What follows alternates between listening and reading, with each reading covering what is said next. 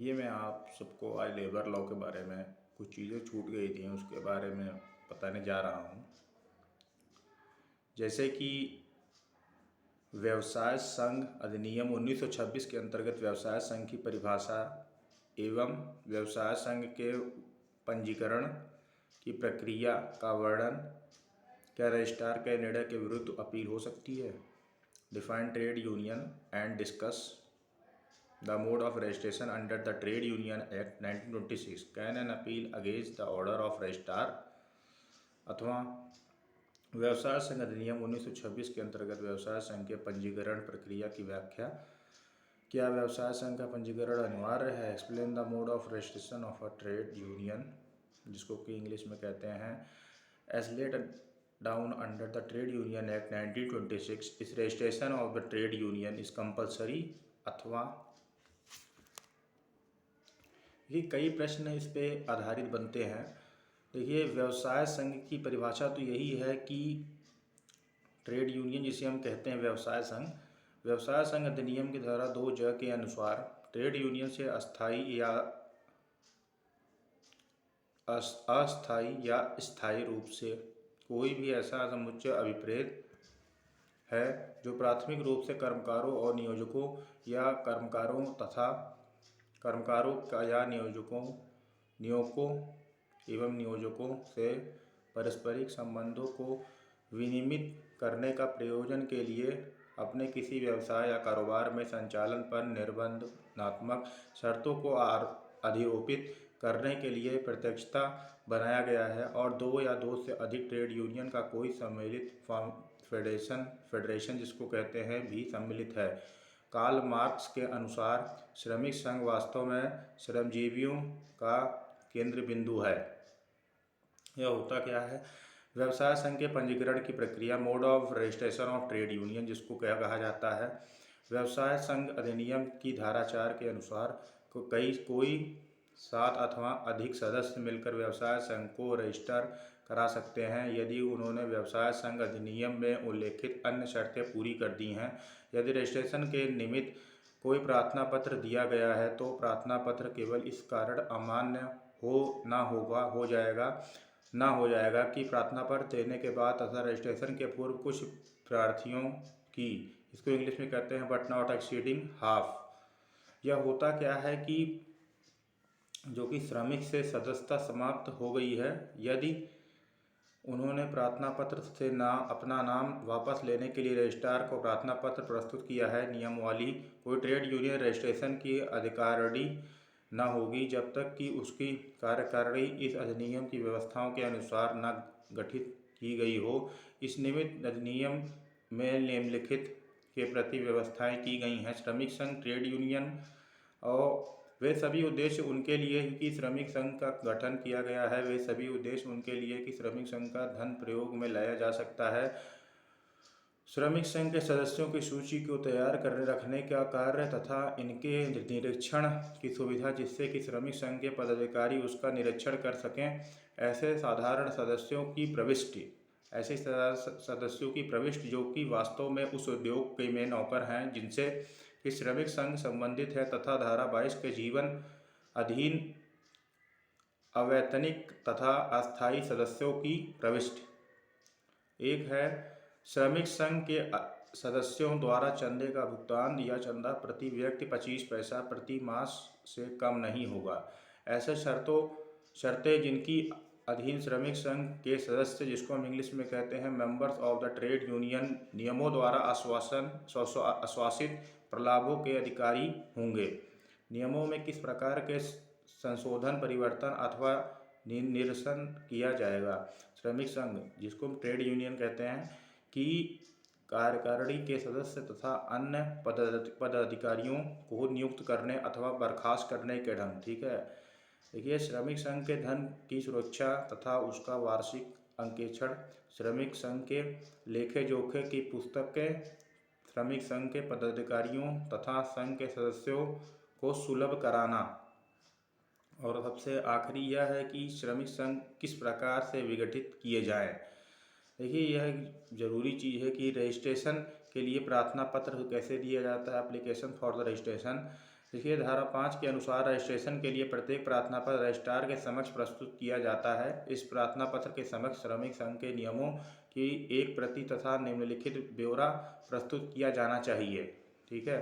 उन व्यक्तियों के नाम, पता तथा व्यवसाय जिन्होंने की प्रार्थना पत्र दिया है, श्रमिक संघ का नाम, पता तथा उनके मुख्यालय का पता तथा श्रमिक संघ के पदाधिकारियों के नाम, आयु, पते, पदनाम तथा व्यवसाय। यदि कोई श्रमिक संघ 1 वर्ष से अधिक से वर्तमान है जबकि प्रार्थना पत्र प्रस्तुत किया गया है, तो अन्य सूचना के साथ रजिस्ट्रार को यह भी सूचना दी जानी चाहिए कि श्रमिक संघ के दायित्व तथा असेट्स, जिसको कहते हैं लाइबिलिटीज एंड असेट्स, क्या है। इस सूचना को निर्धारित प्रपत्र, प्रिस्क्राइब प्रोफार्मा जिसे कहते हैं, पर होना चाहिए। रजिस्ट्रार को अधिकार है कि यदि वह चाहे तो अपनी तुष्टि के लिए प्रार्थना पत्र देने वाले से अतिरिक्त सूचना मांग ले। यदि कोई श्रमिक संघ का प्रस्तावित नाम किसी अन्य वर्तमान व्यवसाय संघ के मिलता जुलता है, तो रजिस्ट्रार प्रार्थना पत्र प्रस्तुत करने वालों से प्रस्तावित नाम के आवश्यक परिवर्तन करने को कहेगा, और यदि वह ऐसा ना करे तो रजिस्ट्रार को अधिकार होगा कि व्यापार संघ का रजिस्ट्रेशन प्रदान करने के लिए प्रस्तुत प्रार्थना पत्र को अस्वीकृत कर दे। ये धारा 8 के अनुसार जब रजिस्ट्रार को इस बात की पूर्ण तुष्टि हो जाती है कि संबंधित श्रमिक संघ, जिसको हम ट्रेड यूनियन कहते हैं, अधिनियम में उल्लेखित रजिस्ट्रेशन संबंधित समस्त औपचारिकताएं पूर्ण की जा चुकी हैं, तो वह श्रमिक संघ का रजिस्ट्रेशन कर देगा। ऐसा करने के लिए वह श्रमिक संघ का नाम विशेष रजिस्टर में अंकित करता है।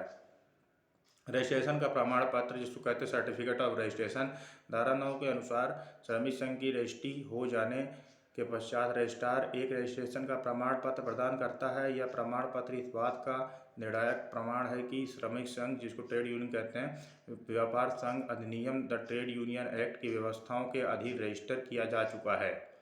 देखिए, क्या व्यवसाय संघ का पंजीकरण अनिवार्य है? श्रम संघ अधिनियम 1926 के अनुसार श्रम संघ के पंजीकरण करना अनिवार्य नहीं, वरना ऐच्छिक है, किंतु पंजीयन के लाभों को देखते हुए यह अनिवार्य नहीं तो लाभदायक अवश्य है। 2001 के संशोधन द्वारा नई धारा के जोड़कर यह प्रावधान किया गया है कि पंजीकरण के पश्चात सदस्यों की संख्या 10% या 100 कर्मकारों जो भी कम हो तक हमेशा बनी रहनी चाहिए, लेकिन किसी भी हालत में 7 से कम ना हो।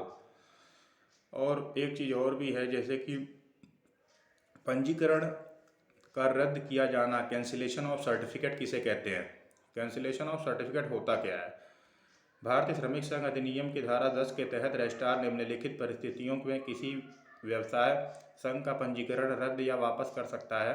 ट्रेड यूनियन द्वारा निर्धारित ढंग से आवेदन पत्र प्रस्तुत न किए जाने पर, जबकि श्रमिक संघ या ट्रेड यूनियन के द्वारा संघ की मान्यता या संघ के पंजीयन को रद्द करने हेतु आवेदन किया जा सकता है, जबकि संघ का पंजीयन कपटपूर्ण तरीके से या किसी गलती के तहत प्राप्त किया गया हो, जबकि श्रमिक संघ अस्तित्व में ही ना रहा हो, जबकि संघ के द्वारा अनियमित के प्रावधानों का उल्लंघन किया गया हो, जबकि श्रमिक संघ के प्राथमिक या संवैधानिक उद्देश्य के समाप्त हो गए हों या उनको प्राप्त करने में असंभव हो गया हो, जबकि रजिस्ट्रार ने संघ को अपनी नियमावली में परिवर्तन करने को कहा हो तथा संघ द्वारा ऐसा परिवर्तन न किया गया हो, लेकिन पंजीयन को रद्द करने के लिए या प्रमाण पत्र वापस लेने के लिए रजिस्ट्रार द्वारा कम से कम 2 महीने पूर्व संघ के सचिव या अन्य अधिकारी को लिखित नोटिस देना आवश्यक है तथा उसे वापस लेने या रद्द करने का लिखित कारण बताना होगा, जिसके आधार पर रजिस्ट्रार ऐसा करने का प्रस्ताव रखता है। ठीक है। रजिस्ट्रार के निर्णय के विरुद्ध अपील कैसे होती है? Appeal against the order of registrar रद्द करने या पंजीकरण वापस लेने का निर्णय का रजिस्ट्रार पुनर्विलोकन नहीं कर सकता। He has no power to review it. Registrar का आदेश के विरुद्ध निम्न 2 आधारों पर अपील की जा सकती है। पहला, संघ के पंजीकरण के आवेदन को स्वीकार नहीं किया जा सकता है, या दूसरा, संघ के पंजीकरण को प्रमाण पत्र को वापस ले लेता है या रद्द कर दिया जाता है, तब ऐसे संघ के पदाधिकारियों के द्वारा ऐसा आदेश पारित होने के 60 दिवस के भीतर अपील प्रस्तुत की जा सकती है। धारा 11 के अनुसार अपील निम्न न्यायालयों पर प्रस्तुत की जाएगी।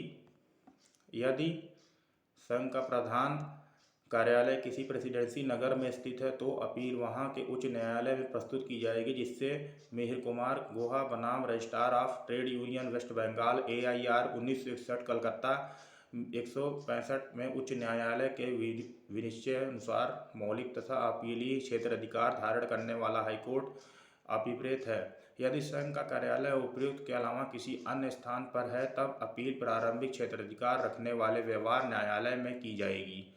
देखिए, इससे कई तरीके से यह साबित भी होता है कि रजिस्ट्रार बहुत बड़ी चीज़ है और कोई भी चीज़ जब रजिस्ट्री होती है तो हमेशा अपने नियम और कानून के अंदर ही रहे, क्योंकि कानून की जानकारी हर बंदे को नहीं है और झूठी दलालों से भी सावधान रहें। व्यवसाय संघ अधिनियम 1926 में परिभाषित व्यवसाय संघ की व्याख्या इस प्रकार से है कि व्यवसाय एक विधिक व्यक्ति है। ये अपने अंतर की पुष्ट में व्यवसाय संघ अधिनियम 1926 के प्रावधानों को संदर्भित इस तरीके से किया गया है। इसको इंग्लिश में हम इस तरह भी कह सकते हैं। क्वेश्चन बनता है कि explain the expression trade union as defined under the trade union act 1926। Is trade union is a legal person? Refer to provision of the trade union act 1926 in support your answer. देखिए, कई तरीके के प्रश्न बन सकते हैं। देखिए, व्यवसाय संघ की व्याख्या एक्सप्लेनेशन ऑफ ट्रेड यूनियन का तो यही उत्तर है कि व्यवसाय संघ अधिनियम की धारा 2 में व्यवसाय संघ की परिभाषा दी गई है। देखिए, इससे ये हो गया है कि जिसका विश्लेषण निम्न प्रकार से किया जा सकता है। व्यवसाय संघ के निम्नवत अभिप्रेत हैं। कोई समुच्चय कॉम्बिनेशन चाहे अस्थायी हो या अस्थायी समुच्चय का गठन निम्नलिखित प्रयोजनों से किया जाना चाहिए। निम्नलिखित के बीच के संबंधों को नियमित करना और कर्मकारों और नियोजकों या नियोजकों या किसी व्यवसाय का कारोबार में संचालन पर निर्बंधात्मक शर्तें आरोपित करने के लिए, किंतु इस अधिनियम का प्रभाव निम्नलिखित पर नहीं पड़ेगा। भागीदारों के बीच उनके कारोबार या करार से संबंध में या नियोजक और उस नियोजन में उसके द्वारा नियोजित व्यक्तियों के बीच करार के संबंध में या किसी कारोबार की सद्भावना गुडविल जिसे कहते हैं के विक्रय या किसी व्यवसाय कारोबार या हस्तोद्योग में शिक्षण के प्रतिफल के रूप में किए गए करार के संबंध में। व्यवसाय संघ मजदूरी प्राप्त करने वाले ऐसे व्यक्तियों का एक नियंत्रित संगठन है जो ऐसी मजदूरी अपने जीवन यापन के लिए प्राप्त करते हैं, किंतु भारतीय व्यवसाय संघ अधिनियम 1926 में इस शब्द का परिभाषा में संगठन एसोसिएशन जिसे कहते हैं शब्द के स्थान पर सचमुच कॉम्बिनेशन शब्द का प्रयोग किया जाता है। समुच्चय शब्द का एक व्यापक अर्थ होता है परफॉर्मिंग राइट सोसाइटी बनाम लंदन थिएटर ऑफ वैरायटीज। देखिए, ये एक तरीके से केस एक था के मामले में यह सोसाइटी लेखकों, प्रकाशकों और मालिकों द्वारा संगीत के क्षेत्र में कॉपीराइट की सुरक्षा प्रदान करने के लिए बनाई गई थी। कुछ नियम ऐसे भी बनाए गए थे कि उसके सदस्य बनने वाले संगीत प्रकाशकों के ऊपर कुछ निर्बंध आरोपित करते थे। हाउस ऑफ लॉर्ड्स ने इस सोसाइटी के व्यवसाय संघ या व्यापार संघ मामले से अस्वीकार कर दिया, क्योंकि इसका उद्देश्य कॉपीराइट को सुरक्षित करना था। साथ ही यह भी कहा गया कि संवैधानिक परिभाषा के अंतर्गत लाने के लिए लगाई गई शर्तों साधारणतया कारोबार से संबंधित होनी चाहिए, न कि उस कारोबार से संबंधित सदस्यों के प्रति ही ऐसे निर्बंधन का होना पर्याप्त कहा जाएगा। तमिलनाडु NGO यूनियन बनाम रजिस्ट्रार ट्रेड यूनियन के सदस्यों में न्यायालय के सब मजिस्ट्रेट, तहसीलदार, खजाने के अधिकारी तथा ही सम्मिलित थे। उस संघ को एक श्रमिक संघ मानने से इनकार कर दिया गया, क्योंकि इस सदस्यगण शासन तंत्र के संप्रभु एवं अपृथक, जिसको हम कहते हैं सोवरगन एंड एलियनेबल कृत्यों से संबंधित सरकारी नौकर थे। GTRTCS एवं ऑफिसर्स एसोसिएशन बेंगलोर और एक अन्य बनाम सहायक श्रमयुक्त एवं उप रजिस्ट्रार ट्रेड यूनियन बेंगलोर खंड और एक अन्य वाले मामले में प्रत्यक्षी प्रतिधिकारी ने याची को इस आधार पर ट्रेड यूनियन के रूप में रजिस्टर्ड करने से इनकार कर दिया था कि आवेदकगण औद्योगिक विवाद अधिनियम 1947 की धारा 2 के अधीन कर्मकार नहीं है। उच्च न्यायालय ने यह अवधारित किया कि ट्रेड यूनियन एक्ट 1926 की धारा 6 के अनुसार कर्मकार शब्द के अंतर्गत ऐसे समस्त व्यक्ति आते हैं जो कि किसी व्यापार या उद्योग में नियोजित हैं या कोई निर्बंधित परिभाषा नहीं है, जैसे कि अन्य श्रम विधि संबंधी अधिनियमों में है। उस नियोजन पर अधिक जोर दिया गया है जिसके लिए संघ बनाया गया है और उन व्यक्तियों पर नहीं जो इसका गठन करते हैं। ठीक है, यह समझना बहुत ही जरूरी है। क्या कोई व्यवसाय संघ एक विधिक व्यक्ति है? इस अ trade union is a legal person? देखिए, हाँ, एक व्यवसाय संघ विधिक व्यक्ति है, क्योंकि व्यवसाय संघ अधिनियम 1926 की धारा 13 के अनुसार व्यवसाय संघ के निगमन के बाद वह निम्नलिखित लाभों का हकदार हो जाता है और वह उस नाम से जिससे कि उसका रजिस्ट्रीकरण किया गया है था एक निगमित निकाय बॉडी कॉर्पोरेट बन जाता है। देखिए, वह एक निरंतरित उत्तराधिकार, जिसको परपेचुअल सक्सेशन भी कहते हैं, प्राप्त कर लेगा और उसकी एक सामान्य मुहर लगेगी। वह अपने नाम से स्थावर और जंगम दोनों प्रकार की संपत्तियां अर्जित एवं धारण कर सकता है। वह अपने अभिकर्ताओं के माध्यम से संविदा कभी कर सकता है। वह अपने रजिस्टर्ड नाम से ही वाद ला सकता है और उस पर वाद लाया जा सकता है। ठीक है, किसी गैर रजिस्ट्रीकृत संघों के विरुद्ध अपकृत्य का वाद नहीं लाया जा सकता और ना उसके किसी सदस्य के विरुद्ध प्रतिनिधित्व रूप में ही वाद लाया जा सकता है। इस संबंध में उस सदस्य के विरुद्ध व्यक्तिगत वाद जिसके लिए वह स्वयं दायित्वहीन हो लाया जाना चाहिए। इस प्रकार के गैर रजिस्ट्रीकृत व्यवसाय संघ व्यक्तियों को एक ऐसा ऐच्छिक संघ मात्र है जिसका कि कोई निगमित अस्तित्व नहीं है। किसी गैर रजिस्ट्रीकृत व्यवसाय संघ के विरुद्ध वाद नहीं लाया जा सकता है। उसकी ओर से किन्हीं पदाधिकारियों के किसी न्यायालय के समक्ष उपस्थित होना विधिमान्य नहीं कहा जाएगा। इसलिए ऐसे संघ किसी सदस्य द्वारा किए गए किसी अपकृत्य से पीड़ित व्यक्ति को उन सभी व्यक्तियों के विरुद्ध व्यक्तिगत शिकायत करना चाहिए जो कि अपकृत्य किए जाने के समय संघ के सदस्य रहे हैं, या यदि ऐसे व्यक्तियों की भी शिकायत होनी चाहिए। ये संख्या बहुत बड़ी है, तो व्यवहार प्रक्रिया संहिता के अधीन उनमें से कुछ को प्रतिनिधि मानकर उनके विरुद्ध वाद लाने की अनुमति इस शर्त पे अधीन प्राप्त की जा सकती है कि दावे को प्रस्थापित करने उसका समान हित रहा है। देखिए, बहुत ही ज़रूरी है इस चीज़ को समझने के लिए कि कोई भी चीज़ गलत ढंग से अगर की जाएगी तो उस पर दंड अवश्य होगा। एक प्रश्न और भी बनता है, जैसे कि पंजीकृत व्यवसाय संघ को प्राप्त विशेषाधिकार एवं उन्मुक्तियों का विवेचन, विशेष अधिकार एवं उन्मुक्तियों को प्रदान करने के क्या प्रयोजन भी है और विशेषाधिकार भी है, यह जानना बहुत ही आवश्यक है। देखिए, पंजीकृत व्यवसाय संघ के विशेष अधिकार एवं उन्मुक्तियां, जिसे हम कहते हैं privileges and immunities of registered trade union. भारतीय श्रमिक संघ अधिनियम 1926 की धाराएं 17 से 19 तक पंजीकृत श्रमिक संघ के विशेष अधिकार के लिए उपबंध करती हैं, जो क्रमशः दंडिक, दीवानी एवं संविदागत देयताओं से संबंध में होती हैं। इन्हें निम्नांकित रूप से कहा जा सकता है। दंडिक दायित्व के विषय में एस टू क्रिमिनल लायबिलिटी।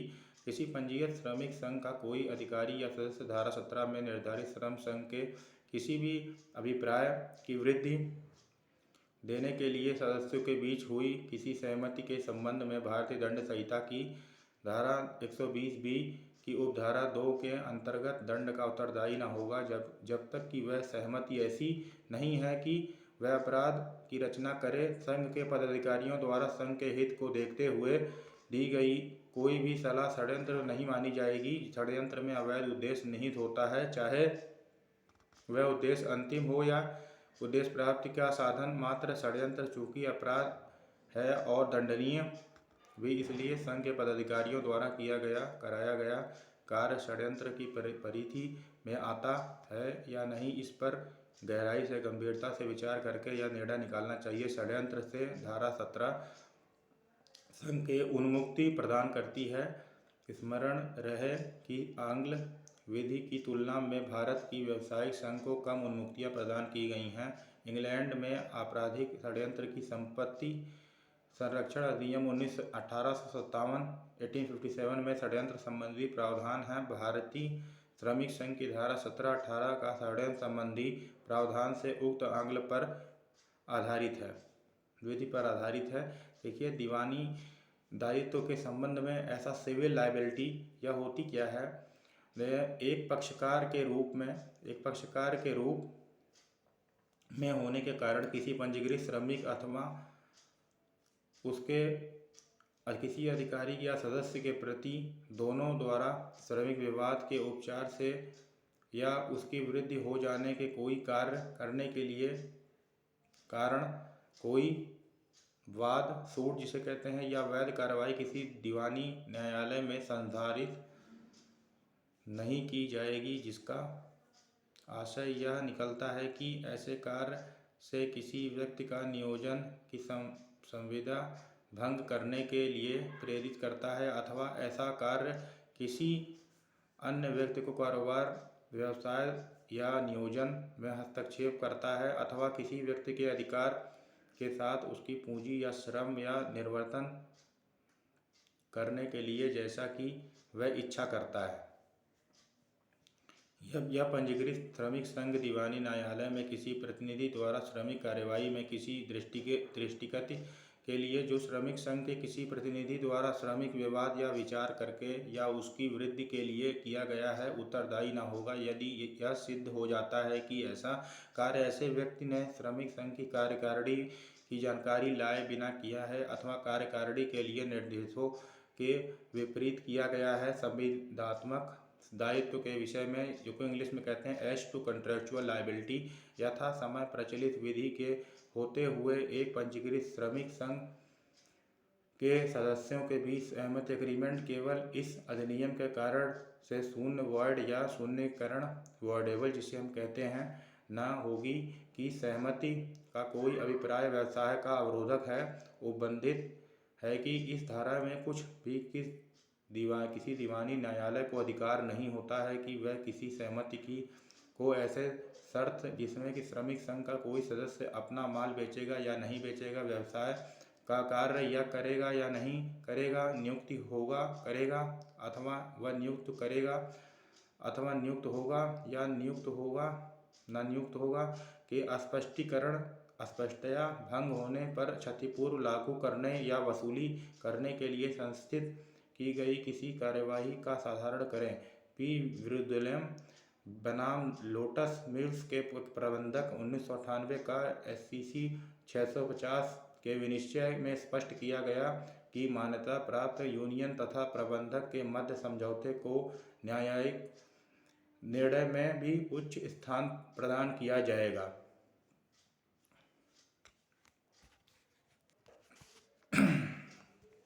देखिए, एक और प्रश्न भी बनता है कि व्यवसाय संघ अधिनियम के अंतर्गत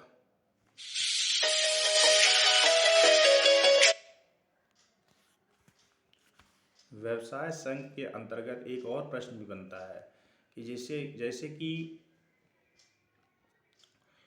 व्यवसाय संघ अधिनियम के अंतर्गत विनियमों, शास्त्रियों तथा प्रक्रियाओं संबंधी प्रावधानों की विवेचना कीजिए। ठीक है, इसको इंग्लिश में कहते हैं explain the previous provisions regarding regulations, penalty and procedure under the trade union act. ठीक है, इसका उदाहरण सीधा है कि विनियम संबंधी प्रावधान, प्रोविजंस रिगार्डिंग रेगुलेशंस, अधिनियम की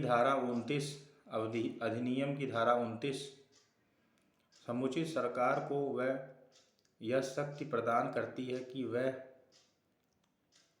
इस अधिनियम के प्रावधानों को लागू कराने के लिए विनियम बना सकती है।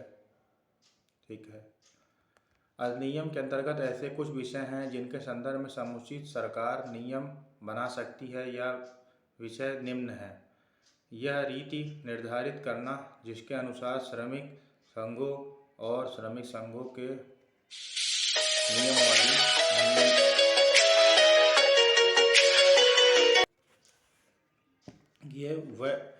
नियमावली तो होती है, वह रीति निर्धारित होती है जिसके अनुसार पंजीकृत व्यवसाय संघों अथवा ऐसे जो कि ये एक तरीके से एक संघ होता है, तो ऐसे संघों के किसी भी वर्ग की लेखा पुस्तिका की जांच की जाएगी। ठीक है। ऐसा कोई अन्य जिसको निर्धारित किया जाना आवश्यक हो। इस प्रकार केंद्र सरकार द्वारा जब उपर्युक्त विषयों पर विनियम बनाए जाएंगे तो इसके पश्चात धारा 29(3) के अंतर्गत जारी की गई विज्ञप्ति एवं इन विनियमों के संसद के प्रत्येक सदन में प्रस्तुत किया जाएगा जब संसद का सदन सत्र में हो।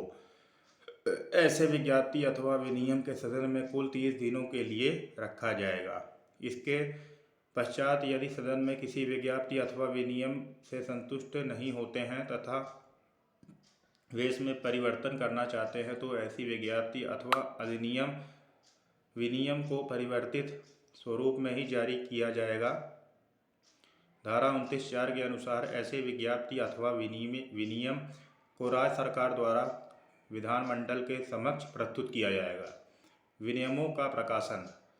समुचित सरकार द्वारा बनाए गए ऐसे विनियमों को सरकारी राजपत्र में प्रकाशित किया जाएगा जिससे आम जनता में को उनकी जानकारी प्राप्त हो सके।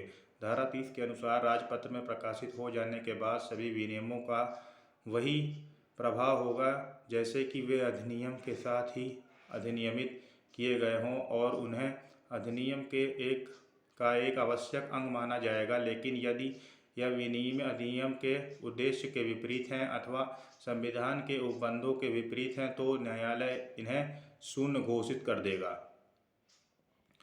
सख्तियों के संबंधित प्रावधान। Provisions regarding penalties. यह होती क्या है? धारा 31 यह प्रावधानित करती है कि व्यवसाय संघ के पदाधिकारी या अन्य व्यक्तियों को निम्न दशाओं में दंडित किया जा सकता है। ठीक है। जबकि पंजीकृत व्यवसाय संघ द्वारा नोटिस नहीं दी जाती, ऐसा संघ नोटिस देने में विफल हो जाता है। जब पंजीकृत व्यवसाय संघ द्वारा विवरणिका प्रस्तुत नहीं की जाती है, जब पंजीकृत व्यवसाय संघ द्वारा वांछित प्रलेख प्रस्तुत नहीं किया जाता है। इस प्रकार पंजीकृत व्यवसाय संघ के पदाधिकारी या अन्य व्यक्ति पर यह दायित्व अधिरोपित किया गया है कि वह नोटिस, विवरणिका आदि प्रस्तुत करे, लेकिन जब ऐसे व्यक्ति अनुपस्थित होंगे तो इनके स्थान पर कार्यकारिणी के प्रत्येक सदस्य द्वारा ऐसी सूचना, विवरण अथवा प्रलेख निश्चित अवधि में प्रस्तुत करने होंगे और यदि वे ऐसा करने में विफल होते हैं वे 5 रुपये तक के जुर्माने से दंडनीय होंगे। यदि ऐसी विफलता की स्थिति लगातार बनी रहती है तो ऐसे पदाधिकारी अतिरिक्त जुर्माने से दंडनीय होंगे और ये जुर्माने प्रथम सप्ताह के पश्चात प्रत्येक सप्ताह के लिए 5 रुपये तक हो सकते हैं। परंतु जुर्माने की कुल राशि का भेद 50 रुपये से अधिक नहीं होगा। इसके अतिरिक्त व्यवसाय संघ का यह कर्तव्य है कि वह निम्न सूचनाएं या विवरण समय समय पर पंजीयक के कार्यालय में प्रस्तुत करें। यदि व्यवसाय संघ का मुख्यालय परिवर्तित हो गया है तो ऐसे परिवर्तन से संबंधित सूचना, यदि वो 2 या 2 से अधिक व्यवसाय संघों का सम्मेलन हो गया है तो इससे संबंधित सूचना, या यदि व्यवसाय संघ के नाम में परिवर्तन किया गया है तो इससे संबंधित सूचना एवं व्यवसाय संघ के विघटन से संबंधित सूचना एवं अधिनियम की धारा 28 के अंतर्गत जो विवरणिका प्रस्तुत की जानी है उसका संबंधित सूचना। इस प्रकार व्यवसाय संघ के संबंधित यदि कोई व्यक्ति उपर्युक्त विषयों संबंधित गलत नोटिस देता है या जानबूझकर नोटिस में सही बात लेखबद्ध नहीं करता है, उसे 500 रुपये तक के जुर्माने से दंडित किया जा सकेगा। श्रमिकों संघों के विषय पर मिथ्या जानकारी देना। अधिनियम की धारा 32 यह प्रावधानित करती है कि यदि कोई व्यक्ति धोखा देने के आशय से निम्न सूचनाएं पंजीकृत व्यवसाय संघ के किसी सदस्य को या सदस्य बनने के लिए इच्छुक व्यक्ति को देता है तो ऐसा व्यक्ति 200 रुपये तक जुर्माने से दंडित किया जा सकता है। ऐसी सूचनाएं निम्नलिखित होती हैं। व्यवसाय संघ की नियमावली की प्रकृति को बदलने वाला कोई अभिलेख देता है, कोई ऐसा अभिलेख प्रस्तुत करता है जो संघ के नियमों में परिवर्तित से संबंधित और उसके बारे में यह जानता है कि यह नियमों की सही प्रतिलिपि नहीं है। अपराधों का संज्ञान। अधिनियम की धारा 33 यह प्रावधानित करती है कि अधिनियम में वर्णित अपराधों का विचारण केवल प्रेसिडेंसी मजिस्ट्रेट या प्रथम श्रेणी के मजिस्ट्रेट द्वारा ही किया जा सकेगा। यह स्पष्ट है कि इसने निम्न श्रेणी के किसी न्यायालय को अधिनियम में वर्णित अपराध पर विचार करने का अधिकार नहीं है। इस धारा में यह भी कहा गया है कि किसी न्यायालय का तत्संबंधी अपराध पर विचार करने का अधिकार तभी होगा जबकि उसके समक्ष इस संबंध में कोई शिकायत प्रस्तुत की जाती हो। इसके अभाव में न्यायालय स्वयं अधिनियम में वर्णित किसी भी अपराध की सुनवाई नहीं कर सकता है। क्या महानगर मजिस्ट्रेट ऐसे अपराधों का विचारण कर सकता है? हाँ, महानगर मजिस्ट्रेट व्यवसाय संघ अधिनियम के अधीन अपराधों का विचारण कर सकता है, क्योंकि अधिनियम की धारा 33 में उपबंधित है कि केवल प्रेसिडेंसी मजिस्ट्रेट या प्रथम श्रेणी के मजिस्ट्रेट का न्यायालय इस अधिनियम को अंतर्गत किसी अपराध पर विचारण करेगा। इससे अवर कोटि के न्यायालय को विचारण करने का क्षेत्र अधिकार नहीं प्राप्त है। दंड संहिता की धारा 29(4) में बताया गया है कि महानगर मजिस्ट्रेट के न्यायालय को प्रथम वर्ग मजिस्ट्रेट की शक्तियाँ होंगी। अतः इससे स्पष्ट है महानगर मजिस्ट्रेट ऐसे अपराधों का विचार कर सकेगा। ठीक है। इसमें एक प्रश्न और भी बनता है, जैसे व्यवसाय संघ अधिनियम 1926 के अंतर्गत उन उद्देश्यों का वर्णन किस प्रकार से है और जिन पर पंजीकृत व्यवसाय संघ की सामान्य विधि खर्चा की जा सकती है। क्या कोई व्यवसाय संघ राजनीतिक उद्देश्य के लिए अलग निधि से गठन कर सकता है? यह होता क्या है, देखिए इस पे कई चीज़ें होती हैं, जैसे कि इंग्लिश में इसको कहा जा सकता है describe the objects on which general fund on of registered trade union में be spent under the trade union act 1926। Can a trade union constitute a separate fund for political purpose. इसमें कई चीज़ हैं। और सामान्य निधि में से व्यय स्पेंड फॉर जनरल ग्राउंड्स इसको कहते हैं। यह इसमें स्पष्ट है कि व्यवसाय संघ अधिनियम की धारा 15 व्यवसाय संघों की समान निधियों के विरुद्ध प्रतिबंध लगाती हैं। इस धारा के अंतर्गत निम्नलिखित उद्देश्यों के सिवाय किन्हीं भी अन्य उद्देश्यों पर किसी पंजीकृत व्यवसाय संघ की सामान्य निधियों में से व्यय नहीं किया जाएगा। यथा व्यवसाय संघ के पदाधिकारियों, ऑफिस बेयरर्स के वेतनों, भत्तों और खर्चों के भुगतान पर, व्यवसाय संघ के प्रशासनार्थ व्ययों के भुगतान पर जिसमें व्यवसाय संघ की सामान्य निधि के लेखे की जांच ऑडिट जिसे कहते हैं भी सम्मिलित है। किसी ऐसी वैज्ञानिक कार्रवाई का अभियोग या उसमें प्रतिवाद का प्रस्तुत करना जिसमें व्यवसाय संघ या उसका कोई सदस्य पक्ष हो, जबकि इस प्रकार का अभियोग या उसमें प्रतिवाद करने व्यवसाय संघ के ऐसे अधिकारों की प्राप्ति एवं संरक्षण अर्थ ग्रहण किया गया जो कि उक्त व्यवसाय संघ के बतौर एक व्यवसाय संघ को प्राप्त है अथवा जो उसने किसी सदस्य और उसके द्वारा नियुक्त किसी व्यक्ति के पारस्परिक संबंध में उत्पन्न हो रहे हैं। ठीक है। व्यवसाय संघ का उसके किसी सदस्य की ओर से व्यवसाय विवादों का संचालन, व्यवसाय विवादों जिसको ट्रेड डिस्प्यूट्स कहते हैं से उत्पन्न हुई हानि के लिए सदस्यों की क्षतिपूर्ति। देखिए सदस्यों की मृत्यु, वृद्धावस्था, बीमारी, दुर्घटना अथवा बेकारी की अवस्था में होने पर उन्हें या उनके आश्रितों को भत्ता देना पड़ेगा। इसमें क्या सदस्यों की जीवन बीमा की पॉलिसी के अंतर्गत नियताओं की निकासी करना अथवा भार वहन करना अथवा बीमारी, दुर्घटना अथवा बेकारी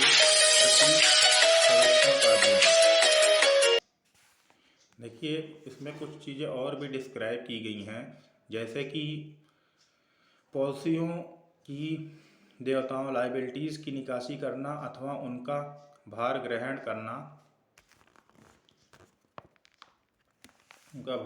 करना, सदस्यों के लिए या सदस्यों की आश्रित के लिए शिक्षा संबंधी सुविधाओं की या सामाजिक या श्रमिक सुविधाओं की व्यवस्था करना, जिसमें मृत सदस्यों की अंत्येष्टि या धार्मिक क्रियाकर्मों पर किए गए खर्च के भुगतान का समावेश होगा।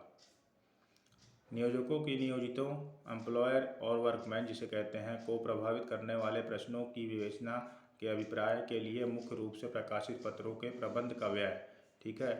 एक होता है व्यापार संघ की सामान्य निधि, जिन उद्देश्यों पर व्यय की जा सकती है उसके विस्तार में किसी ऐसे कारण के लिए अंशदान का भुगतान बर्दाश्त बशर्ते कि उससे व्यापार के लाभ पहुँचने का अभिप्राय हो, परंतु प्रतिबंध यह है कि ऐसे चंदों पर किसी भी वित्तीय वर्ष में किया गया व्यय उस वर्ष के दौरान में किसी भी समय श्रमिक संघ की सामान्य निधियों में जमा पूर्ण आय ग्रॉस इनकम जिसे हम कहते हैं, ग्रॉस इनकम से संयुक्त योग के 1/4 से अधिक न हो और वर्ष के प्रारंभ में अवशेष के 1/4 से अधिक न हो, तथा 11 ऐसा व्यय जो विज्ञप्तियों नोटिफिकेशन जिसे कहते हैं में उल्लेखित किन्हीं शर्तों के अधीन समुचित सरकार द्वारा शासकीय गजट में अधिसूचित कोई अन्य उद्देश्य। देखिए, राजनीतिक उद्देश्यों के लिए पृथक निधि का गठन। राजनीतिक उद्देश्यों के लिए पृथक निधि का गठन होता क्या है? ये constitution of a separate fund for political purposes. इससे यह कहा जा सकता है व्यवसाय संघ अधिनियम की धारा 16 राजनीतिक उद्देश्य के लिए एक पृथक निधि के संस्थापन की व्यवस्था करती है। कोई भी व्यवसाय संघ जो कि राजनीतिक उद्देश्य के लिए कार्य कर सकता है तथा ऐसे राजनीतिक कार्य व्यवसाय संघ के प्राथमिक उद्देश्य से असंगत नहीं है,